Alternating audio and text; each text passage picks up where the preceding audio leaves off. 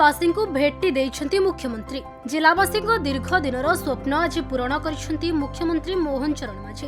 यासह पर्यटन स्थली हिलिंग डंगरीर उन्नतीकरण और मेडिकल कॉलेज शिलान्यास करने सह श्री जगन्नाथ दर्शन को शुभारंभ करिछंती। यह कार्यक्रम में उपमुख्यमंत्री प्रभाती परिड़ा, स्वास्थ्य मंत्री मुकेश महालिंग, गणशिक्षा मंत्री नित्यानंद गंड और जिलार अन्य विधायक माने उपस्थित रहिथिले।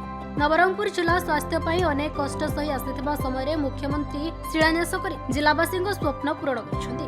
मेडिकल कॉलेज स्थापन हेले जिलावासी बहु उपकृत हेबे बोली अतिथि माने कहिथिले। 100 जण मेडिकल कॉलेज रे पढ़िबाकू सुविधा रहइबो बोली मुख्यमंत्री कहिसेंती।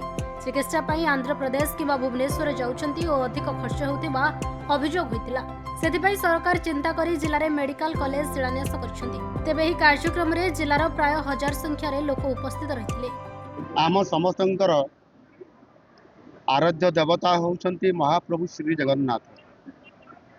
महाप्रभु दर्शन पाई प्रत्येक ओडिया भितरे आवेग थाए, आशा थाए एवं से आशा करि थाए जे जीवन काल भितरे केबे ना केबे मो पुरी श्रीक्षेत्र जीवी एवं महाप्रभु जगन्नाथ को दर्शन करी। किंतु विभिन्न कारणरू से दर्शन करिबारे वंचित होता है एवं से तांकर भावना को एवं तांकर मनर कथा को आम सरकार बुझी पारिले एवं सेथिपाई महाप्रभु जगन्नाथ आशीर्वाद रे ही योजनाटीए करले।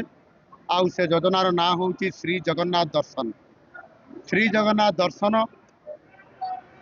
ये योजना माध्यम रे भक्तटीए बा साधारण गरीब लोकटीए महाप्रभु दर्शन करिवार सुविधा पाइब। आउ सेथिपाई आज ए नवरंगपुर जिल्लारू यार लॉन्चिंग करागला, शुभारंभ करागला। यह निश्चित भाव रे ये नवरंगपुर जिलावासी जो माने आशा करुथिले ए अंचल महाप्रभु दर्शन करिया पाई तार समस्त प्रकार सुविधा से पाई परिबे।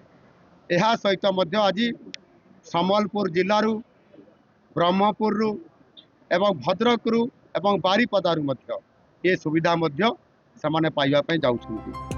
नवरंगपुर अनिल प्रभात भत्रांक रिपोर्ट, खबर ओडिशा।